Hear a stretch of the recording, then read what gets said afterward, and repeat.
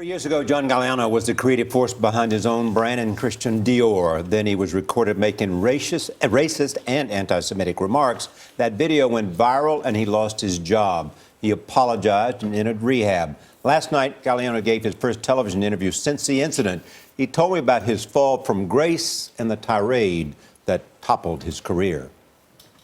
I love Hitler. People like you would be dead today. Your mothers, your forefathers would be gassed. Oh my God. Do you have a problem? With you? Yeah, I know. How could you say that? What's your own explanation? No one was more shocked than myself, Charlie. I mean, I just saw that footage you showed and it threw me quite.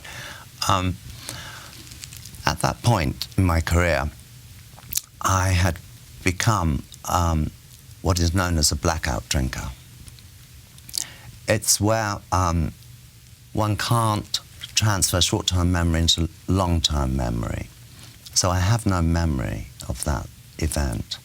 You remember none of these words? No. You remember being there? No. I don't even remember. I wasn't aware that I had been filmed. Here's what's troubling to some. This wasn't just one incident. It was more than one. That's correct. If somebody had come and said those things in your presence when you were sober, what would you have done? I love Hitler. I would think you should burn. What would you have said if you were sober? I would think there's something terribly wrong with that person, Charlie. Are you trying to recapture what you had at the top of your fashion career? Right now, no. What I'm trying to do right now is understand what happened, make amends, living amends every day. I try to be the best person I can be. Do you worry that somehow that creativity, you can't find that again?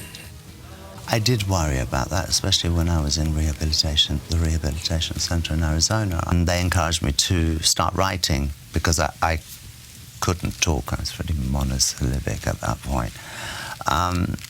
So I would write and write and write. And that was creative. Pretty much anything I apply myself to is done in a creative way. I could be walking down the street and still my eye is working. I'm looking at people, walking down the road, a market, an exhibition.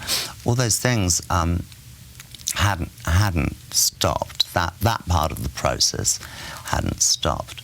And then when I was invited by Oscar de la Renta as a residency to work with him on his collection. The collection was quite well underway. At first I thought I just couldn't because I hadn't been in a studio for 2 years. And then I decided that yes, I would. And what do you hope people understand about you today? Do you want them to say that... That I'm not an anti-Semite and I'm not a racist.